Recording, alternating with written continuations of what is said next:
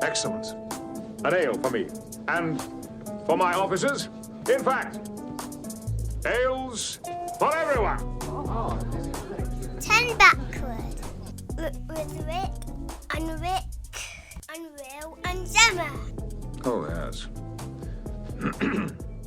Hello and welcome to 10 Backward, a UK-based Star Trek podcast featuring me, Will Turland, this man to my right, Rick Palmer. Hello.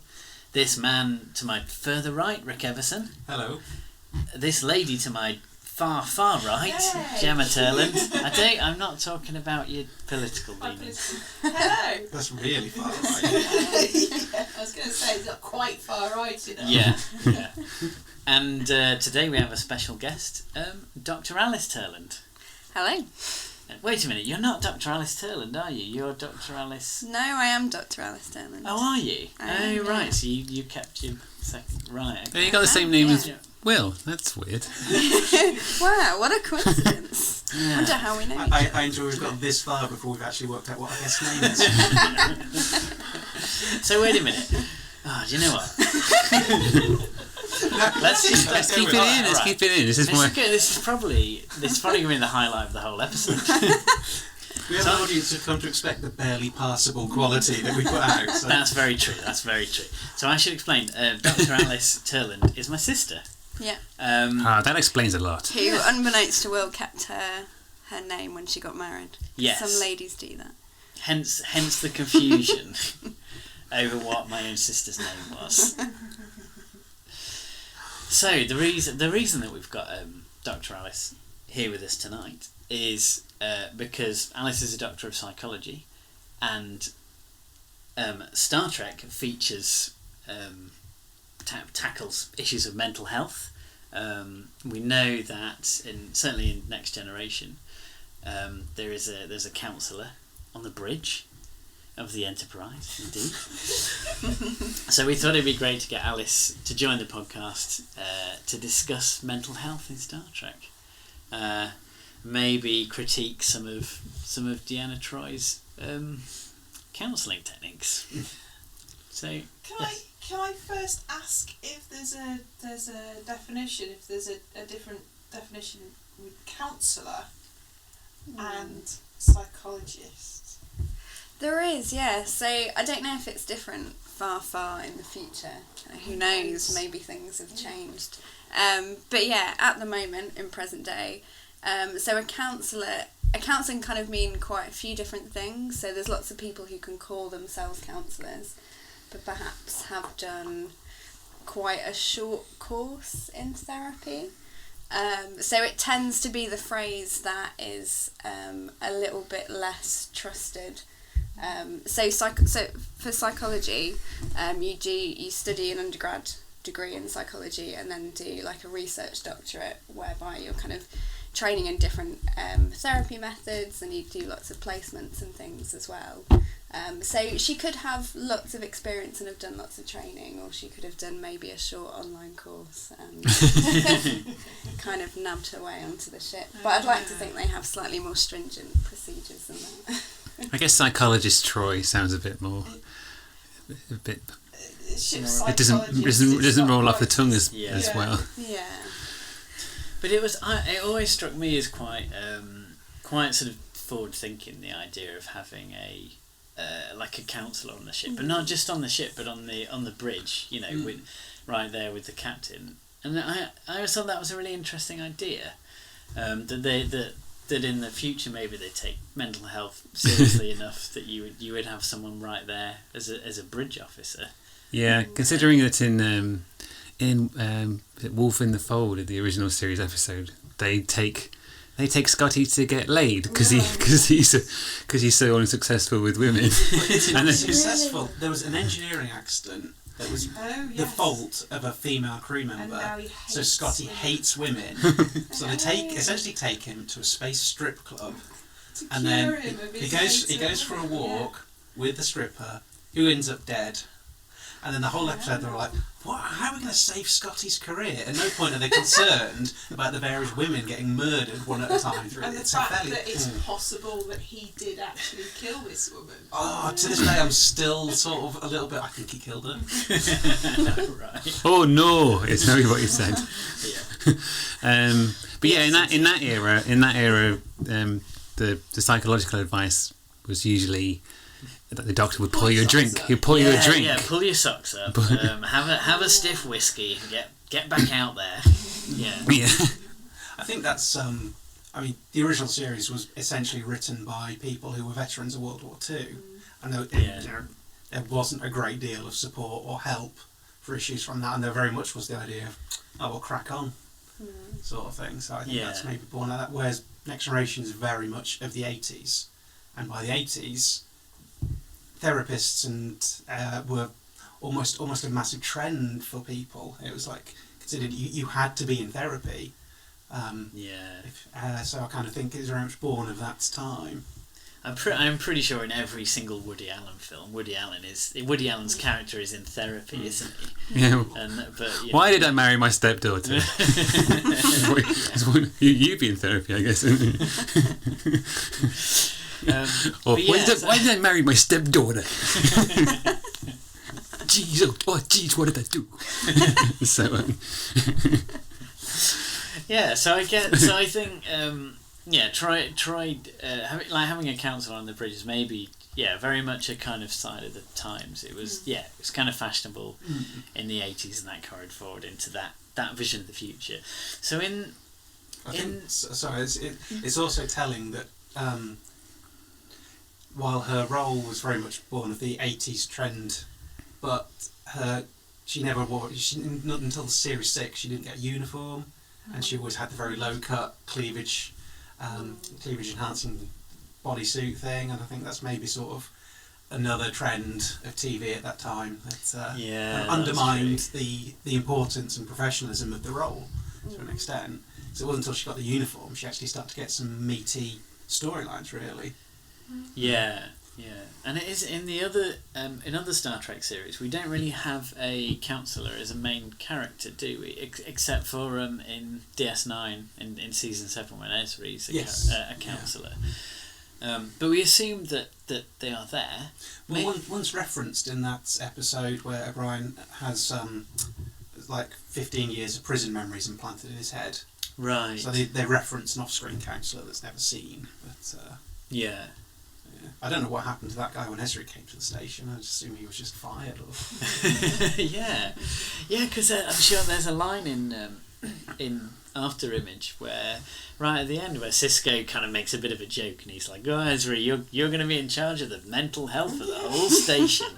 You have just agreed to take responsibility for the mental health of everyone in this room. You have your work cut out for you. But I'm thinking, all right, okay. So did they not have a counsellor before then, or is it all on? There might be a Bajoran counsellor. Doesn't someone respond with, "You don't know what you've let yourself in for"? And the spoken line is because we hadn't even seen the other guy for 3 seasons. Yeah. Well, I suppose that in itself, the fact there's only one counsellor on the entire ship is quite a worry. Yeah. There's 1,000 people on that ship. That would surely. I would have expected Troi to be the head of a large team with different expertise. What happens when she goes on leave? Yeah. You can't pay all those extras. Well, actually, there's a line in one of the episodes we're going to talk about tonight, Hollow Pursuits, where Troy's doing some therapy with Reg Barkley, and she says, "Oh, have you ever been with a counsellor before?" Yes. No. Which one? Yes, but she... It wasn't really a counsellor. And that to me made me think, okay, well, actually, are there other counsellors on the ship then? But can you think of a time where in canon that's ever been clarified, whether there's actually another ship's counsellor? No, I mean, sometimes they struggle to give Troi any sort of meaningful stories. So put a whole team of them there. No, I can't think of any time where they specifically say there is a team beyond Troi on that. Yeah. But I guess in TNG they generally set it out as a show where things are pretty good. There aren't a lot of episodes where you get to meet a character that's had a traumatic experience, not for a while at least. So I guess it would be hard for to have an episode with Councillor Troi unless you specifically made it about that, I guess. So it's hard for you to see Councillor Troi in her day-to-day work, I guess. If you got an episode where they encounter a strange ship, but they get Troi up on the bridge to go, is this strange ship sending out any vibes? And Troi either goes no, or I sense nothing, or I sense they're hiding something. I sense they're hiding something. And that's just because they look really shifty. Yeah. So Troy's an empath. I guess. What did you guys think of that idea that so we've got a counsellor? It feels like they kind of said, well, let's give her powers. Let's give her powers. Let's give her superpowers. But not useful powers, like telepathy. Let's just make her able to feel other people's feelings. I never thought that really translated that well on screen. It always led to, like Rick said, situations where she either can't sense anything or she just senses the bleeding obvious. Well, one thing Sorry, Rick. No, I was just agreeing. One thing I was thinking is how helpful would that actually be? Because, I mean, I don't know, but I imagine that if you have a patient, it's important for them to kind of reveal things, how they're feeling at their own pace. And if you have like a power that can kind of be a shortcut to that, maybe, is that helpful? Is it? I mean, Alice, would you say that it's important for the person to be able to reveal what's bothering them at their own pace in that way? Yeah, definitely. I think if anything, and I think it shows, that's maybe one of my main faults of the depiction of the counsellors in it, that it seems to be very much the captain tells them to go and see somebody, they kind of go and talk to the person and then try and come up with a solution immediately. Or in like the Next Generation episode where she invites Barclay and turns out the lights and is like, listen to my voice, and puts her hand on his shoulder, which is generally considered quite a terrible way to start any kind of therapy with somebody. It was like very intimidating and very kind of could be taken the wrong way in many ways. But yeah, I think kind of trying to, if you get to the point of being able to label how someone's feeling too quickly, I think it could feel quite frightening, quite, I don't know, in a way that someone wouldn't really be able to engage with.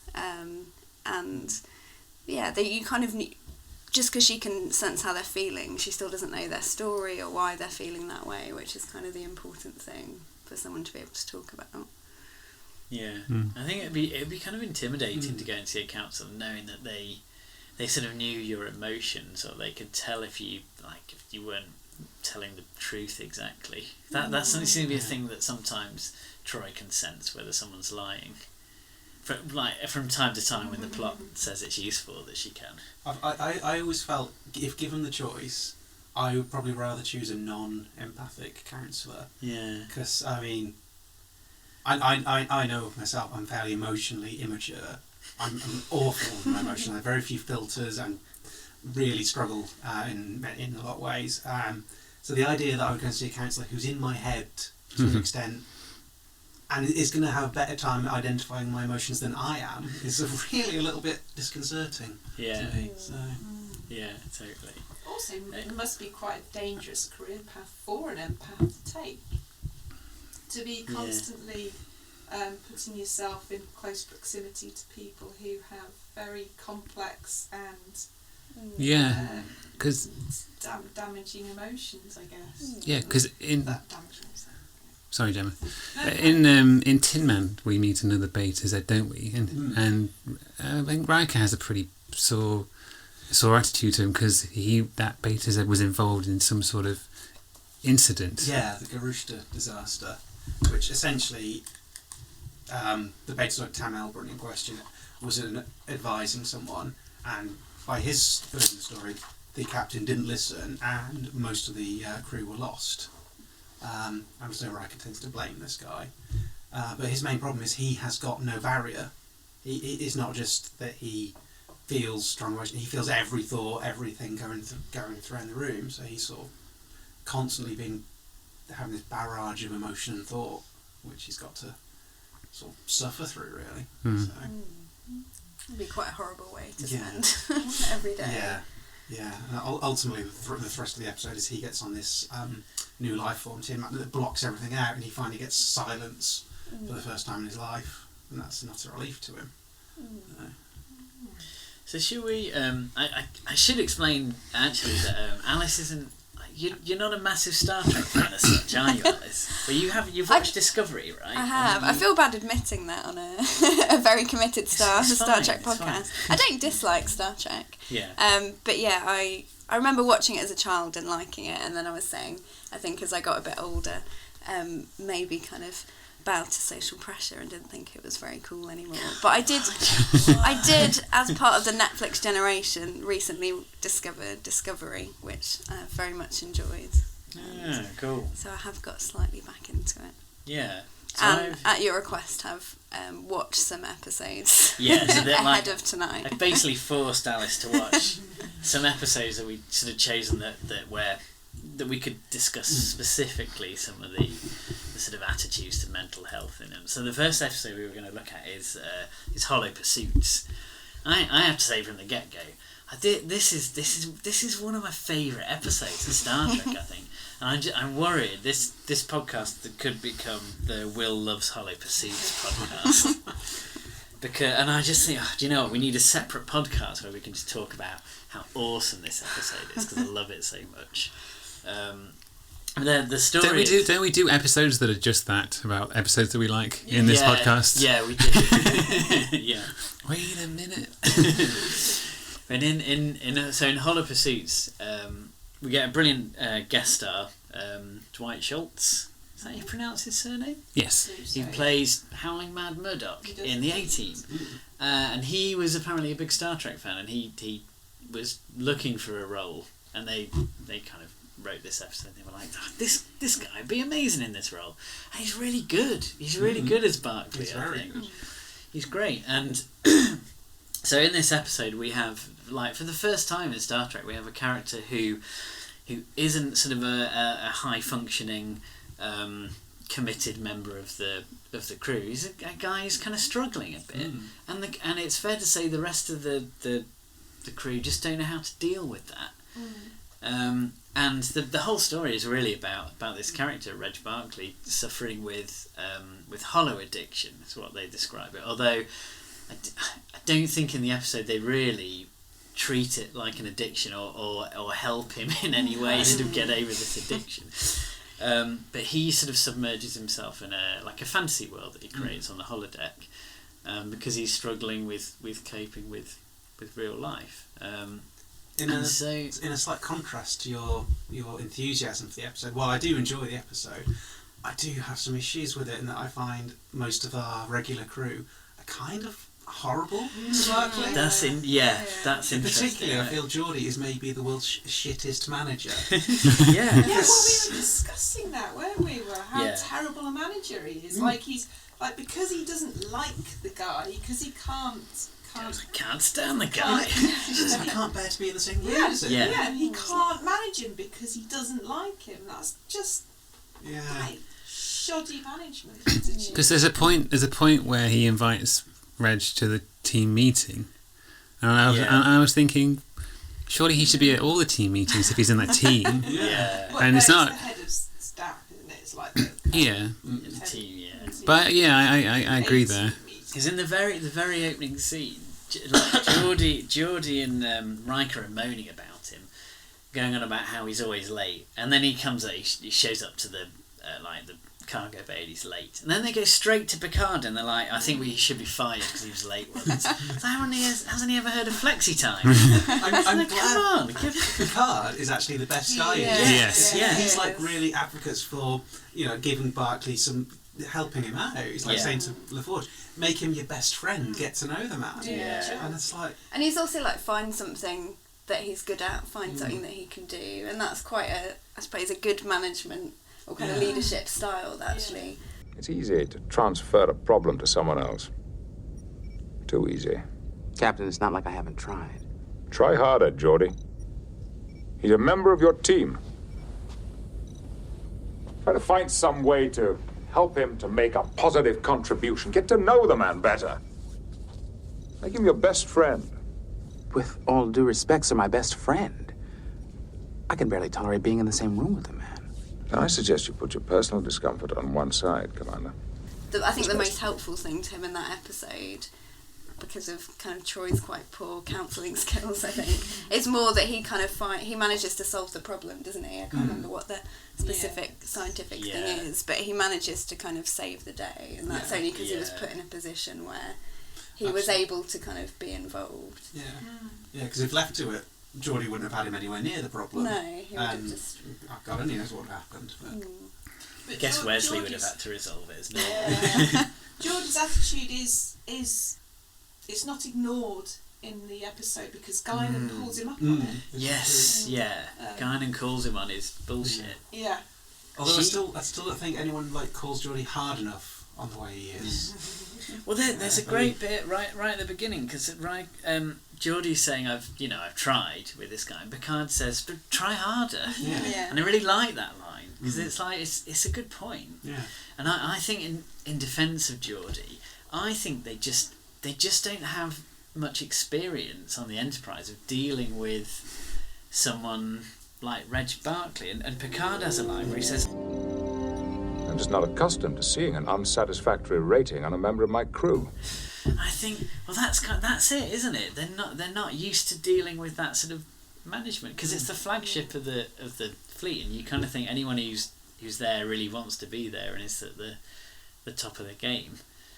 And so they all really struggle to know what to do, basically, don't they? There isn't a whole lot of therapy in this episode from Troi, actually, but what did you reckon to her approach, Alice? Yeah, so we were saying earlier, when I suppose she's gone to meet with him at the request of Picard. I suppose I was thinking about the kind of the pressure with her potentially being the kind of the only counsellor on the ship and being in quite a very male-dominated kind of military sort of environment. That there's a lot of pressure to just get to a solution straight away. It's kind of like she invites him in, she introduces herself, and then she's straight into trying to get him to do some kind of relaxation technique, which generally are good things to help manage stress. But you need to know why someone's stressed first. You can't just kind of go straight to a solution without. The only problem she knows is presumably what Picard said, that he's turning up late, that he's maybe not very confident. Obviously, at this point, she doesn't know anything about the holodeck situation. And actually, she gets herself into potentially quite a dangerous situation. This is someone who's having sexual fantasies about her on the holodeck, and then she's in a room with him on her own, doesn't really know kind of what's going through his head. I suppose from my point of view, I was thinking that's quite a dangerous situation for her to be in. And she doesn't know how he would have reacted in that situation. Luckily for the episode and the comedic value, he just finds it uncomfortable and then leaves, but could have quite easily gone in a different direction. I guess the episode does play it it's very much a comedy episode, isn't it, actually? And they kind of play on Barclay's insecurities and the way that the crew handle that. They play on the comedy of that, particularly around the holodeck fantasy stuff. I think I think Guinan and Picard are maybe the better counsellors in this situation. I really like. There's a great bit where Geordie is talking to Guinan about Barclay.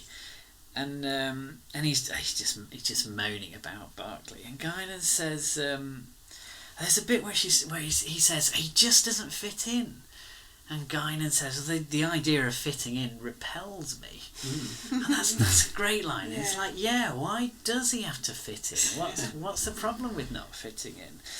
And I think this is something we've observed before as a recurring issue with the Next Gen crew. They don't particularly like outsiders. No, they're very cliquey. Riker in particular is quite harsh to anyone outside of his little group. No wonder he never goes and gets his own captaincy until the last film. Because he can't deal with new people. He hates new people. And Guinan says, if I felt that no one wanted to be around me, then I'd probably be late and nervous too. The idea of fitting in just repels me. Maybe I'm not making myself clear, Guinan. Barkley, well, he's always late. The man's nervous. Nobody wants to be around this guy. If I felt that nobody wanted to be around me, I'd probably be late and nervous too. Guinan, that's not the point. Are you sure? Yeah.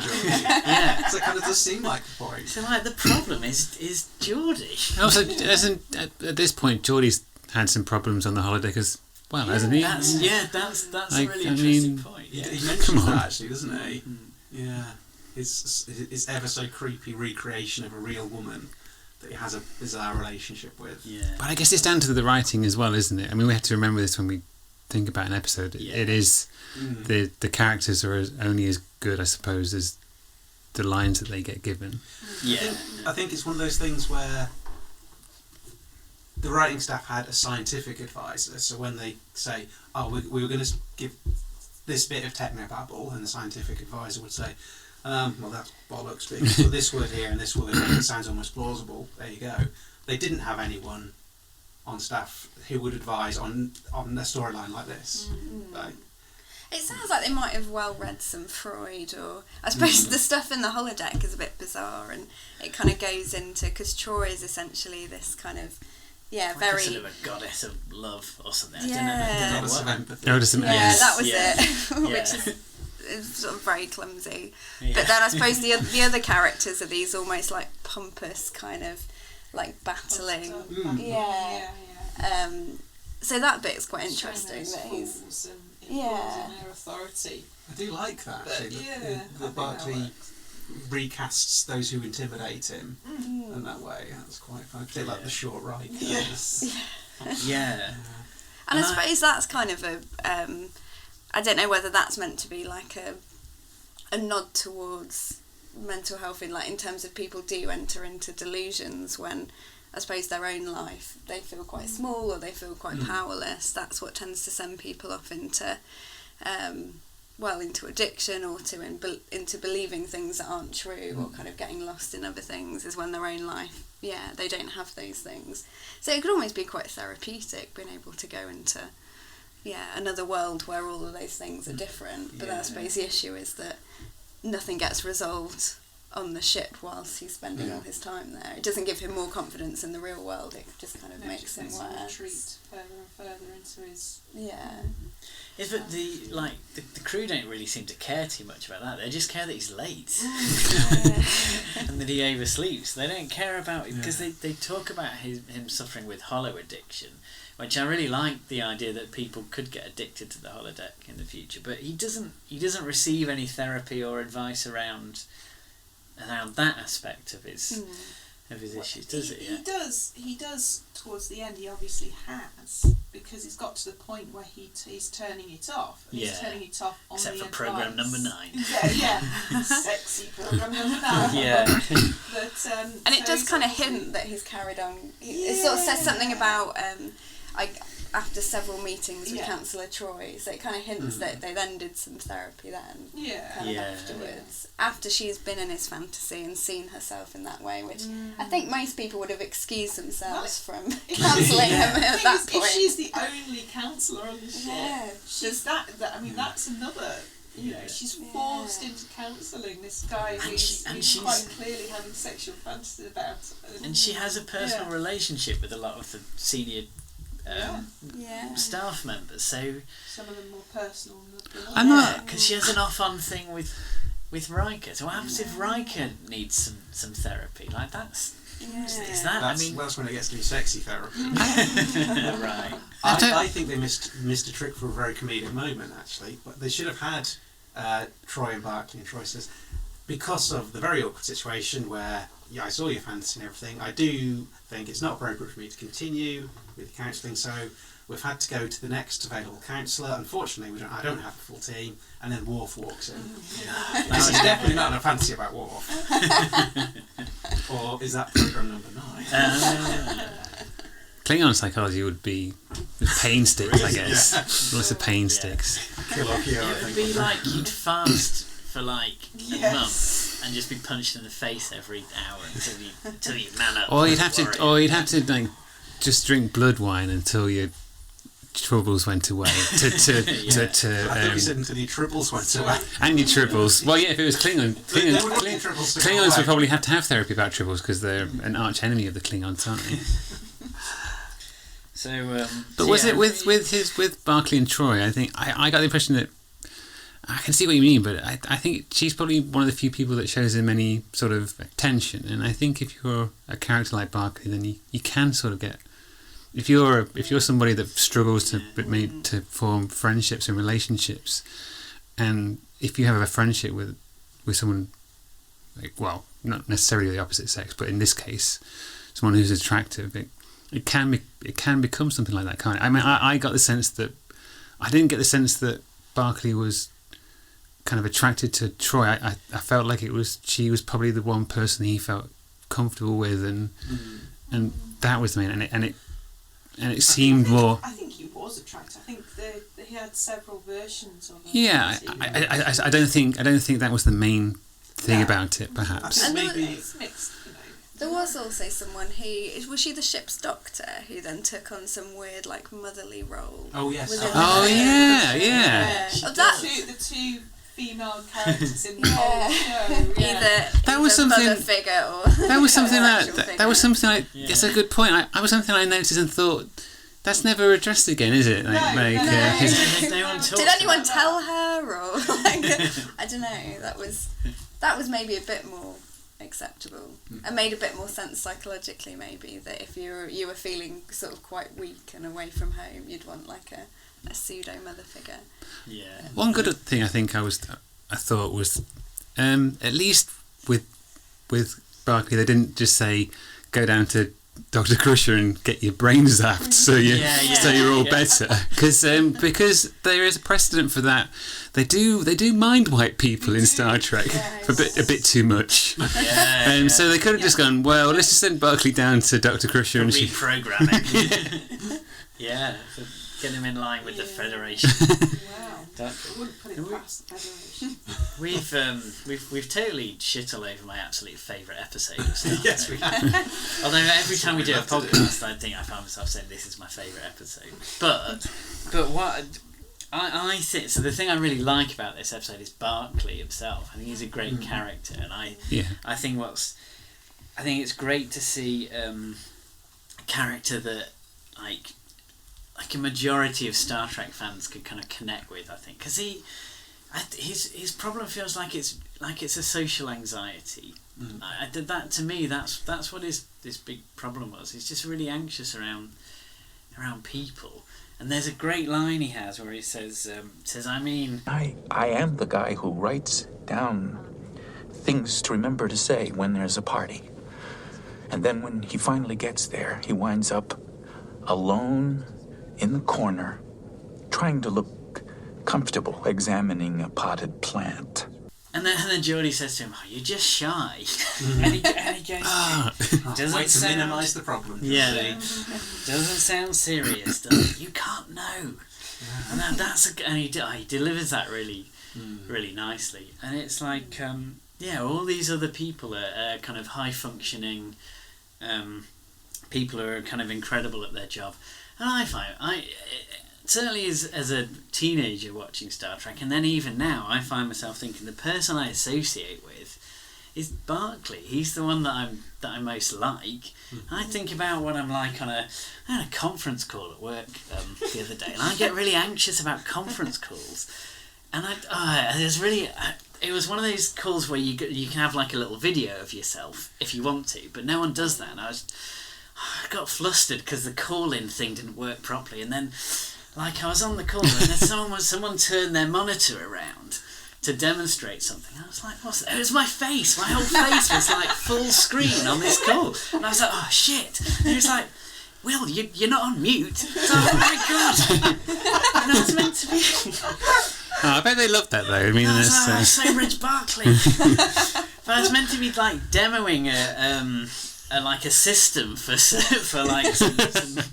people to test. They're like external, it wasn't even an internal call. There were people outside. Your face. Yeah, swearing and sweating. That's exactly what Reg Barclay's like in this episode. That's the kind of nervousness and kind of fluster that he gets in. But I love that he's actually really capable, and then like at the end he does that great bit of imaginative thinking that no one else does. He makes like a leap. He says that, like, what if it's the connection to all the things going on in the ship is a person instead of a thing, and everyone's like, what? Huh? And that is the thing. And that's great. And it's a great ending to the episode. And I think it's the nature of the TV format, particularly at the time, that we didn't have this continuing story. That we kind of, in a way, have to wrap this all up within 45 minutes. Yeah. So it's nice that actually in future episodes we see Reg again, and he's not then, fine, and he's always nervous. He's always a little bit anxious. Yeah. And we see, it's an ongoing process for him. That boost he gets from that, and that confidence he gets, helps, but it's not the fix. Which is good. And Barclay shows up again in Voyager, and he's still very much the same character, and he's still suffering with. He sort of relapses a bit and gets back into the hollow addiction to some extent later on. And that's really interesting, I think. We should really move on from Hollow Pursuit, shouldn't we? Yes. But I was going to say as a last point, what do you think? What kind of therapy do you think would be appropriate for Barclay, if any? Like, does he actually have a problem? Do you think? I suppose it's tipped into a problem in that it doesn't seem to be helping him in real life. Like it seems to be implying he's getting kind of more anxious in work situations and spending more time in the holodeck, and then that's kind of having the knock-on effect of taking him away from work. But as in, I suppose, like an alcohol addiction or another kind of addiction would be, it would sort of take you away from the real things in life. But I don't know, I think one of the helpful things that they do is they don't just, I think someone suggests just deleting the program altogether, like as soon as they find it. I think it was a really helpful thing that they didn't do that, because that would be the kind of thing that could just send someone spiralling. You kind of take away their only crutch, their only source of relief, especially when he's that deep into a fantasy. The fact that they kind of let him carry on using it to an extent, but maybe he sort of weans himself off it gradually. I suppose it'd be like, I suppose like any kind of anxiety problem, you'd want him to support him to gradually spend less time with unhelpful coping strategies and more time, I suppose, working on his confidence and trying to build up to kind of being more himself at work.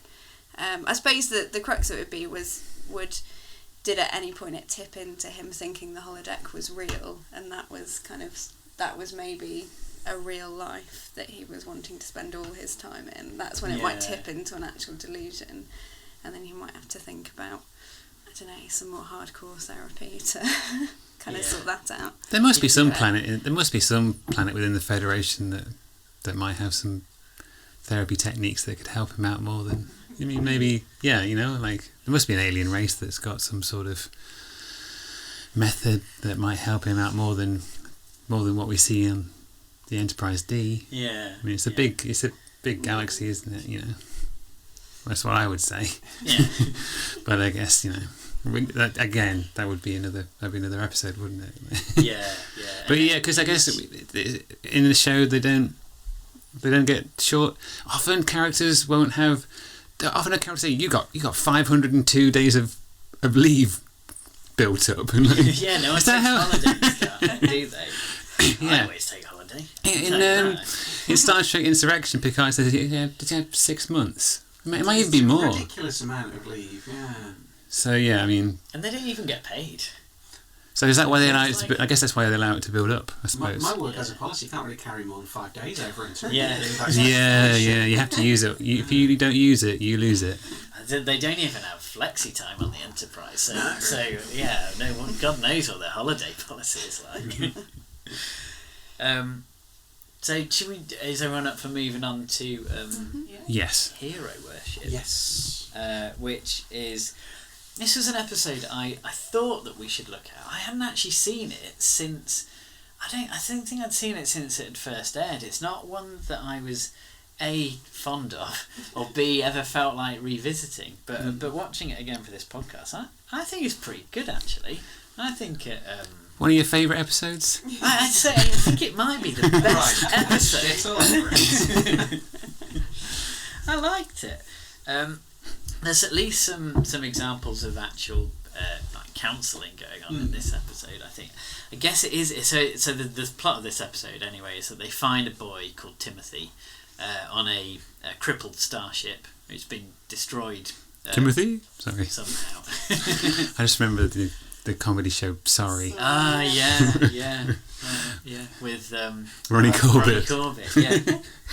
So, and Timothy has lost his parents in the. He's the lone survivor, isn't he? Yeah, and basically this is another episode where they need a quick solution. Picard wants to know what's happened, and Timothy isn't really in a condition to sort of fully explain it. So, and Data happens to rescue him, and as we know, Data has superhuman strength. Occasionally, when the plot says he does, and so Timothy has a bit of a connection with Data, and Timothy, as a sort of a coping mechanism, I guess, kind of thinks he is an android, or at least pretends he is an android. He doesn't think he's an android. He latches onto the idea that it would just be better to be an android. Yeah. Data reveals that he doesn't feel emotions. Yeah. And that's the point that he gets quite interested and kind of because of everything that's happened. That seems quite would be a helpful thing for him to be in. Yeah. And the episode kind of plays out. It's kind of a Data episode, really, isn't it? It's like a fun Data episode where Data gets to hang out with a kid for the whole episode, and the kid's being like Data and copying him.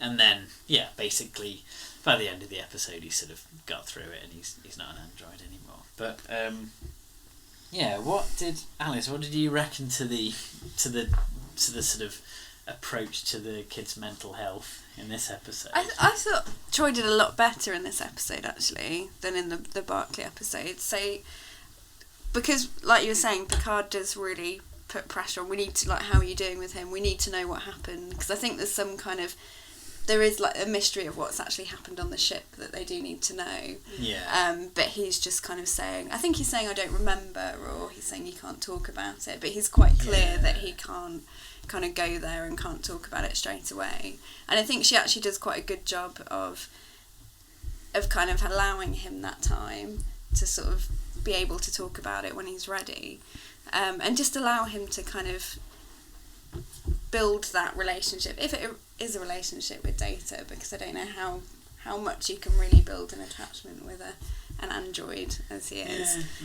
But she also doesn't force her own relationship on him, so she's kind of acknowledged that he's not really engaging with her, but he's got this kind of attachment to Data, so she lets that kind of carry on and then just checks in with Data and kind of sees how he's doing, which is actually kind of the approach you'd use, I don't know, in lots of children's services. If there's a child who's been through some kind of trauma and they've got a particular attachment to one person, you try and do the work through that kind of that care worker or that teacher, rather than try and build an artificial relationship that they don't kind of feel safe within. So I thought her approach was actually quite helpful in that situation. I suppose it was whether or not an android would be able to fully understand what that kid was going through to the point that he might not kind of make it worse. Right, that was maybe the risk. That was my. There's a point where they were like, let's just send this kid off with the emotionless robots. See how that works out. And I was like, is Data the best person? Because he's not very tactful. Well, what if the kid tried to test his mega strength or his durability and jumped off something and killed himself? Oops. Oh well. There's a point where the kid really, he's really sleep deprived because because androids don't sleep. Well, also, so he doesn't sleep but either. also he has nightmares. I think everyone keeps talking as if he thinks he's an android. He never thinks he's an android. He just wants to have the ability not to feel pain, not to suffer, not to care that his parents are dead because he's an android. He wants that, but he never actually thinks he's an android. He doesn't sleep. He's pretending not to sleep because he's an android, but he doesn't want to sleep because he has nightmares.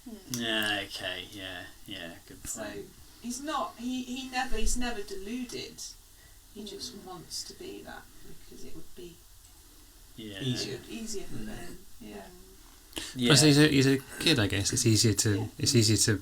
I mean, it's a more malleable kind of personality, isn't it? Our 4-year-old son is still behaving like he's a cat. Yeah, he thinks he's a cat.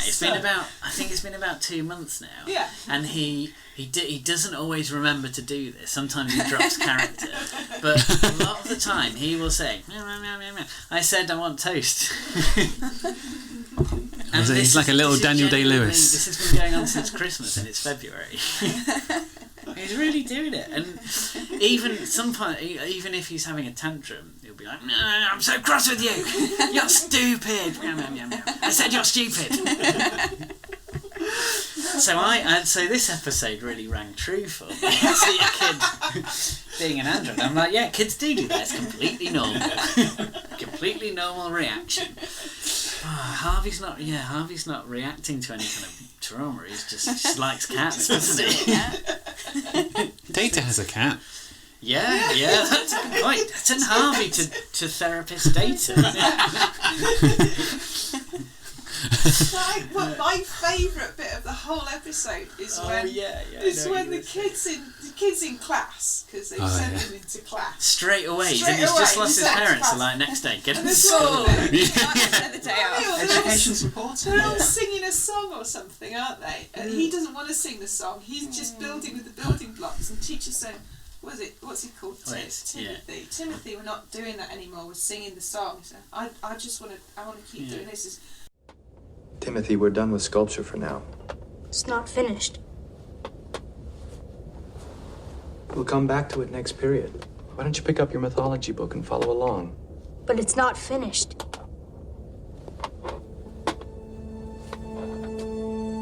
He's like, what? Yeah. It's not complete. Independent thought alarm. Anyone reports. I was sending to Dr. Crusher to have his memory wipes. Yeah. But the next scene, that's when Troi says, I've heard from what she has a line, she says, I'm worried about his behaviour. From what I just heard doesn't make me feel any better. Give the kid a break, just let him finish his tower. And I think that's the point where they're kind of considering whether he killed the people on the ship as well. Yeah. She's almost associating him wanting to build a tower with being some kind of child psychopath. Yeah. Which is quite a big leap. Yeah, that's true. Why did they even start building that building if they wouldn't let him finish? Yeah, exactly. It's their standard test. Anyone who wants to keep building it is probably a killer. Yeah, it's like the Kobayashi Maru test. Like, there's no way to win. You can never finish that building. Yeah, you best just go sing the song, otherwise you're through. Yeah. But yeah, also, sorry. No, you go. Why on earth they thought getting a traumatised kid to sit in a room and have to sing a song was a good idea. I mean, I felt really sorry for that kid in that scene. I thought, this is the last thing he wants to do. Even if his parents weren't dead, he probably wished that he was having to sing that song. Yeah. To Troi has a line where she says she thinks what he's suffering from is, I can't read my own writing now. It's like enanthropomania. Technically, it's called enantiodromia, conversion into the opposite. Timothy went from human to machine, from being emotional to being emotionless. And I was going to ask you if that's a real thing, but as I can't read my writing, I can't say what the word is. No, I do remember seeing that bit. To my knowledge... Enantiodromica or something like that. That's what it looks like. In my knowledge, that's not a real thing, unless it's a real thing outside of psychology that they've just found a big word and decided to kind of steal it. I mean, like, in slightly simpler terms, like, what he's suffering with is PTSD, like, some post-traumatic stress disorder, and, like, a part of that is dissociation, which is kind of feeling distant from yourself, and people talk about almost feeling, in flashbacks, feeling like they're outside their own body looking at what happened. And I think that probably translates quite, I don't know, in a way that makes more sense to wanting to be like an android, because he's feeling so much not like himself anymore. He's kind of taken on a new identity that fits more with the kind of cut-offness of how he's feeling. Yeah. So I feel like just calling it PTSD would have made more sense, but I think that was an attempt for them to make it sound a bit more, I don't know, futuristic and fancy than it was. Yeah, I think you're probably right. There's a really nice line from Data in this episode where he says... But I cannot take pride in my abilities. I cannot take pleasure in my accomplishments. But we never have to feel bad either. I would gladly risk feeling bad at times, if it also meant that I could taste my dessert. It's like, oh, and that feels like that's a really nice sort of metaphor for, like, having to deal with emotions. You know, like it's worth suffering through the tough times, because without that you don't get to eat trifle. Yeah, exactly. And isn't that the point where the kid decides that he does want to, like, be human again as well? It's at that point when he's staring at that dessert and, like, desperately wanting to eat it. That's how we need to fix Harvey. This cat problem. Just find something a cat can't physically do. Yeah, and cats can't eat his dessert. Cats can't eat profiteroles. Perfect. Yeah, I think you find them bloody good. Yeah, I know. I think you're right. But yeah, I think that's. It's also interesting, that episode, that Picard is willing to say, yeah, okay, Data hasn't really got any important duties. I mean, he's command staff. He's, you know, head of science, whatever. It's fine. Yeah, he can spend all of his time with the kid for the next few days. But kind of joking aside, actually.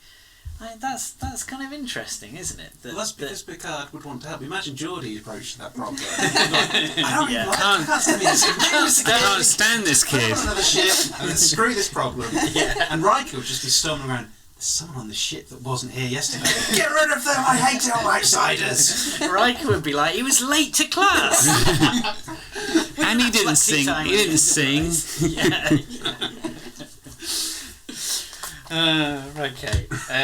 Should we move on to the third and final episode that we were going to look at, which is DS9's Afterimage? I'm going to jump in. This is one of my all-time favourite episodes. I flipping love Afterimage. This episode is awful. And here's why.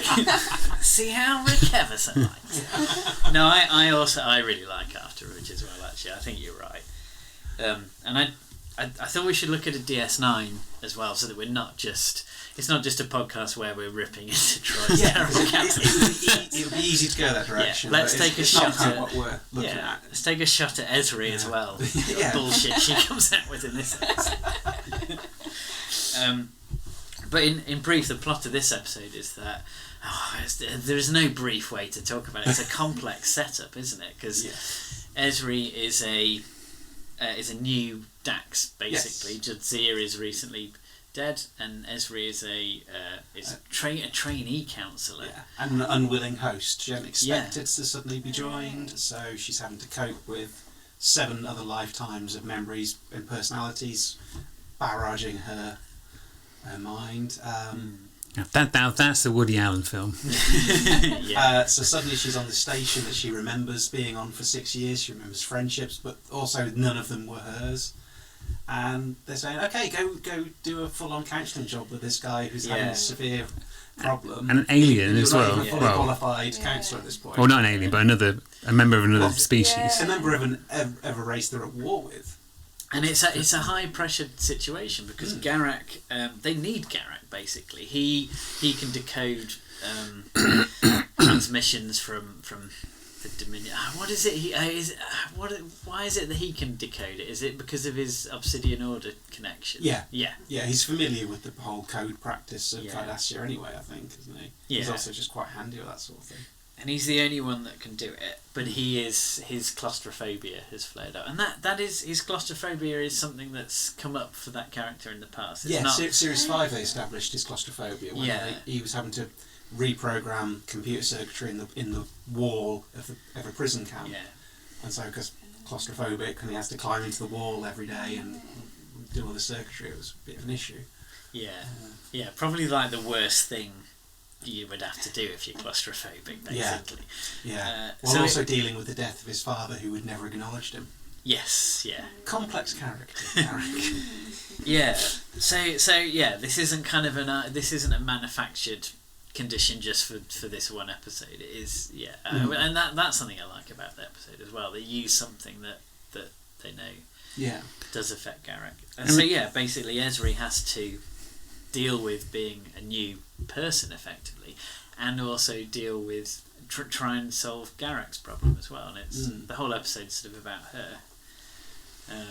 And at this point, Ezri's, I think she's sort of she's not planning to stay on Deep Space Nine, is she? So, but Sisko wants her, and there's a scene early on where she talks with Sisko about this, and she recommends, she's not sure she's able to do she's up to the task, really. There's a pretty early on, there's a discussion with him, and he just kind of, he just says, well, he sort of bullies her into, he kind of like, he's pretty tough on her. He just wants his friend Dax back, I think, and he doesn't really care like if she's in a new body or like got the struggles. He's just feels like Dax, there are several discussions where she goes to him saying like, I really want to leave, I'm really not sure if I can do this, and it always just keeps coming back to, oh no, you'll be fine, just go and give it a go, and also a bit more aggressive than that. Like, you should be able to do it. He's quite brutal.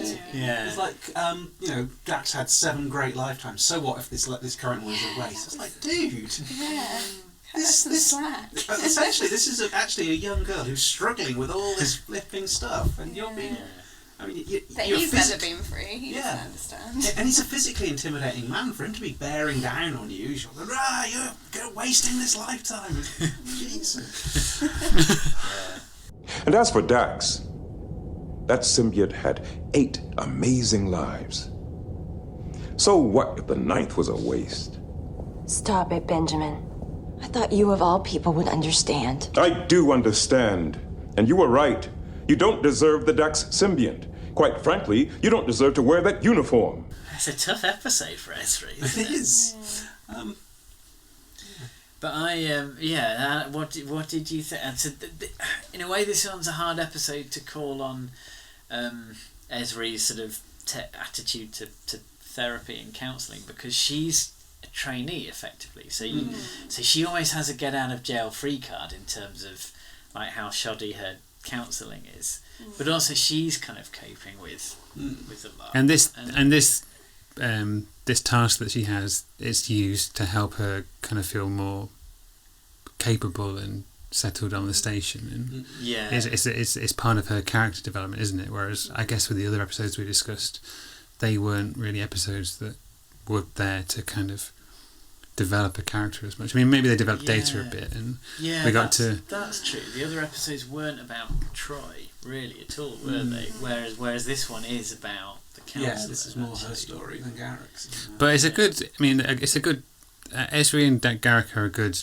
They're 2 good characters to kind of bounce off each other, because they're very different, and one's very experienced, and Garak calls Ezri on her ability pretty early on, straight away. In fact, I would say, in a great scene where where Ezri thinks she's making progress, and he just lays into her after. It's great.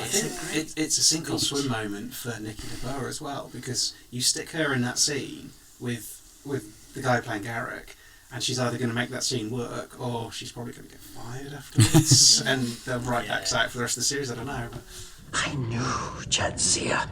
She was vital, alive. She owned herself, and you don't even know who you are. How dare you presume to help me? You can't even help yourself. Now get out of here before I say something unkind. And it does play out something that I suppose comes up in when you're thinking about therapy quite a lot, of like, how much do you how much do you self-disclose? Like, if you notice similarities between like what you're going through and what the client's going through, is it helpful to kind of say, to kind of hint at that, or kind of say, oh, I went through something similar and this is how it helped me? I was going to ask you about that, because this is something I was thinking. And I've never been sure in this episode whether the way that she almost babbles about her own things, is that because she's being overwhelmed, or is that almost like a technique? Is she trying to put him at ease in some bizarre way that, oh yeah, we've all got problems? I don't know. I've never really got whether that's intentional or not in that scene. I feel like it kind of could be at certain points, and I think different people from different sort of models of therapy would have differing thoughts. As people, sort of psychoanalysts, who'd say you give absolutely nothing of yourself away and you just barely even smile, in which case people kind of experience that as quite cold. And I think in more sort of modern therapies it's acceptable to kind of tell a well-chosen story about something that you overcame, or, you know, when I'm feeling stressed, this is something that helps. But I suppose it's the fact she goes straight into her stuff, and actually what it does is it blocks her from really listening to what he's saying, because he's almost still explaining, sort of mentioning his claustrophobia and that he just really wants to get back to work, and she's off thinking about, oh, that's just like me with this, and oh, I've solved it must be about your dad. And he's a bit like, oh, so it'll just go away then? She's like, well, no, not straight away, but I'm sure it'll be fine. And then he's clearly left like not really feeling like she's sort of listened, and then clearly is thinking about that, and then the next time she sees him he kind of erupts. And I think he holds it together quite well the first time he sees her. He kind of, I think he's a bit curious about where she's going with it, but then it gets to the point where it gets worse, and then he just loses trust that she's really somebody that can help him. And I think that was a bad move for her in that situation, to self-disclose that much, because she's kind of, I think she's showing her vulnerability a bit too much with someone who's clearly kind of quite powerful and quite closed off with their emotions. I think what he needed to see in that situation was her competence and her ability to kind of be able to contain whatever he was going to tell her. But it's an interesting mix though, because she's also talking about past lives and how old she is, but then at the same time she's also quite young and inexperienced. Yeah. And it's kind of like going between those two positions. So Garak would have been better off with Worf counselling him. That's what we're saying.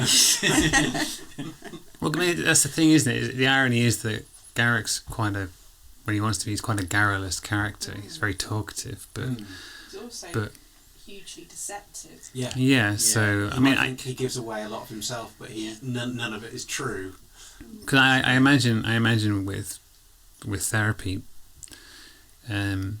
what you have to kind of try and do is allow the person to talk about things, and then through talking they maybe come to some, they feel more comfortable realising something about them. I mean, it seems to me that maybe they'll often know what's bothering them, but they won't want to talk about it, and you give them a platform for them to just talk, because most people will have, they'll say, well, like we were talking about in the TNG episodes, like, well, and Barclay, like, it's difficult for him to talk to people about the way he feels, because you know, you don't want to, sometimes even though you've got friends, you don't want to tell them very personal things, and if you have a counsellor, you're able to just talk, and by talking you can kind of admit maybe sometimes things that are bothering you. And it's ironic that with Garak, who, like I was saying, is very, very talkative when he wants to be,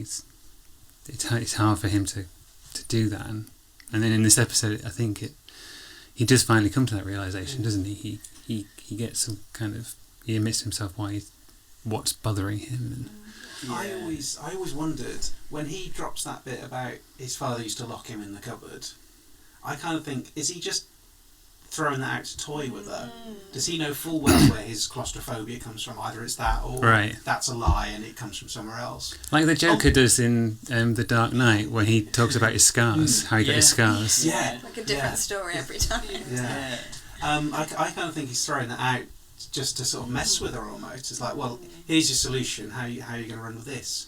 Because it's not where his claustrophobia has come from. It's what's making it happen now is ultimately the thrust of his problem, isn't it? And she does ask, like, she just goes straight in with, oh, were you ever trapped in a... Did you ever have a traumatic experience when you were trapped in a small space? And it's almost like, and his answer to that is kind of so perfect. It almost seems a bit contrived. Like, it's like, oh, here we go, here's your textbook answer, and then she gets super excited about it. And it's like, oh, that's what it is. I got that question right. I think he's kind of messing with her at that point, maybe. Yeah, he's giving her the answer that he thinks she's waiting to hear, so that he can prove that she doesn't know what she's talking about. But then he sort of solves his own problem, really, in the end. I mean, I guess I don't know, does Ezri really help, do you think? Could he have talked to anybody instead of come to that? Talk to anybody? That's I think is it Ezri's persistence, or the fact she keeps going back and trying again, and eventually, I have no training or knowledge on the subject, but I always interpret that eventually she just tried and tried until eventually she got to the point. Ground him down. I think if Xiao was still alive, she would have been able to help him. True. Yes.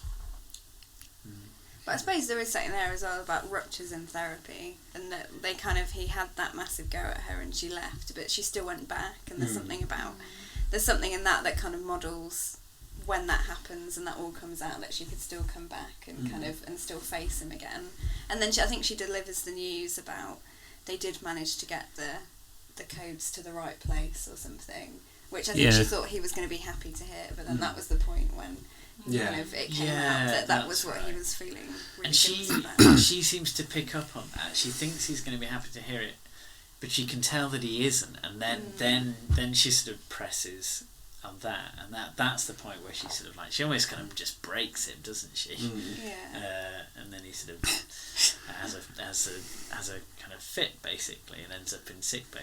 It's probably not a great outcome for therapy. I think that's the second time he's ended up in sickbay after she's gone to see him. It must be quite embarrassing for her to keep having to be like, oh just mess someone up again. You give them some space age beta blockers. Doctor dishes out. That's another thing as well. I think a lot of the time, someone will probably could be in therapy for quite a long time because they'll just want someone to talk to. If there's nothing overly specific, then the therapy that they might want is just a regular meeting where they can talk about their week or how they've been feeling. So, I mean, with Garak, I guess it's more specific, isn't it? And it's more time sensitive. So, I think in all of these episodes, I guess it is, and I think that feels like that's a bit of a TV trap, isn't it? It's like we're storytelling, isn't it? Ultimately? So we need a resolution, and there's not a sasatisfying resolution to say, well, that person had ongoing therapy and gradually they made progress. 3 years later. Yeah. 3 years later, the war has been lost. And I know shows like to lay threads that play out over time now, but still, I don't think we're at the point where we're going to go for that far. Yeah.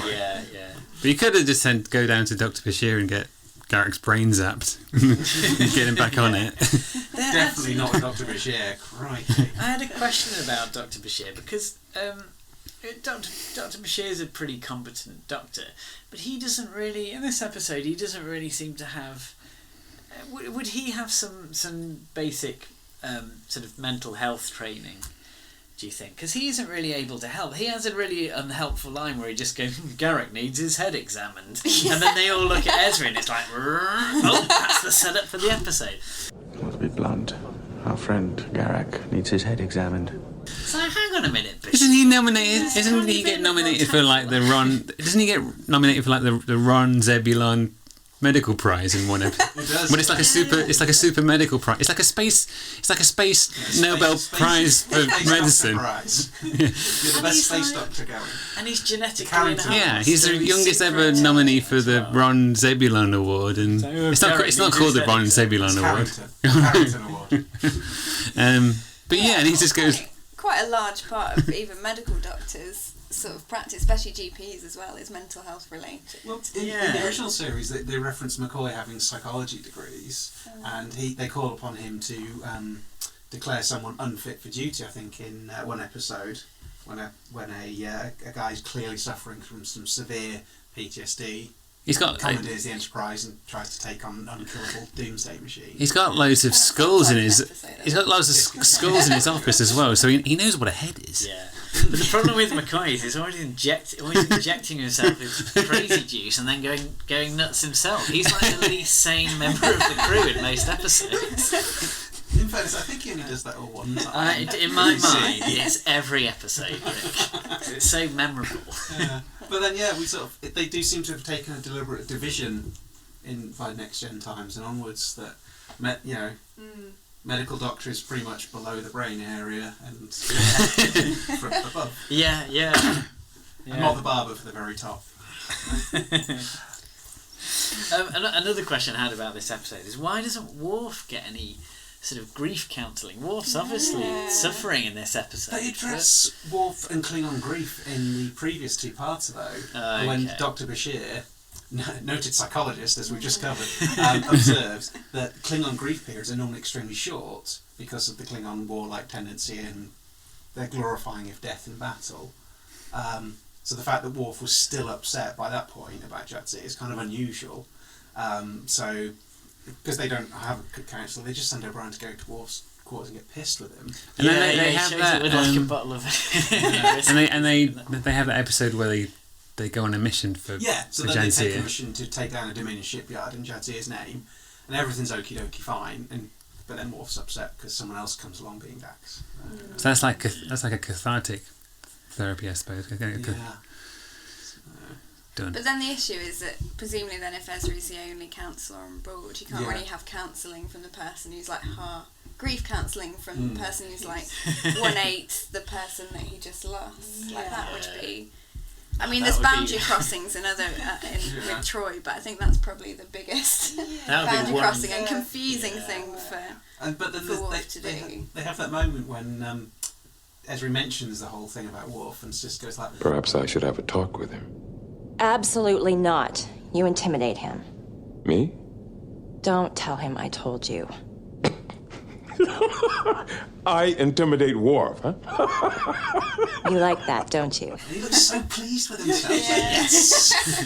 Wouldn't you be? It's like, okay, as for mental health things, I prefer Picard as captain to Cisco. Cisco gets in your face and shouts at you that you're wasting a lifetime, and then takes great glee in the fact that he intimidates other crew members. So. Meanwhile, Worf is running around physically threatening the lives of anyone. Yeah, he roughs up Bashir, doesn't he? I forgot that. And nobody does anything They're about like, that crazy Klingon. The things he does. It's like, it's workplace harassment. I mean, it is an assault, technically, so. It's fine. Let's not worry about it. Bashir had it coming. Yeah. Well, he did look at Ezri inappropriately. Yeah, you're right. We all know he did. So, yeah. It feels like we should round things up there. But does anyone have any more points they'd like to make about mental health in Star Trek?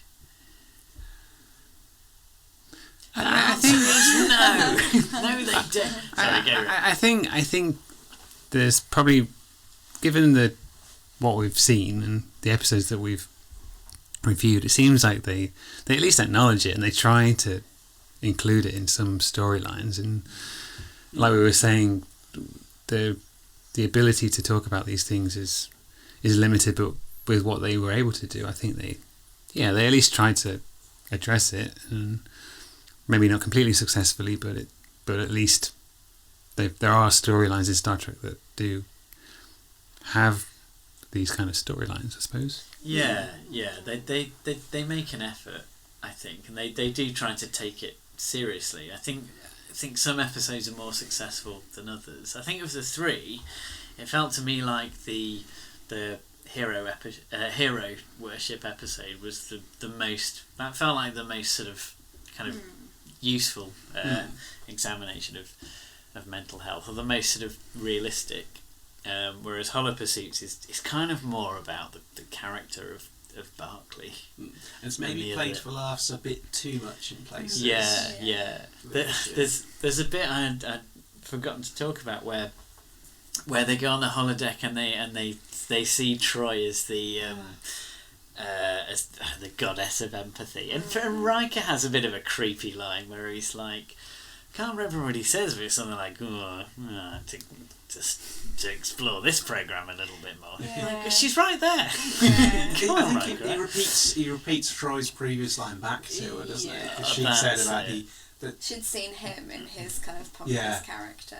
Yeah. Basically, the two of them just find amusement in each other's discomfort, I think, don't they? So they're a fairly dysfunctional couple. Yeah. Oh, were they actually together at that point? They weren't, but it was the ongoing. It was a very on-off relate. It was mostly off until the movies where they finally are on. Hadn't they been previously on? Yes. Yeah. They were, because she calls him Imzadi. Yeah.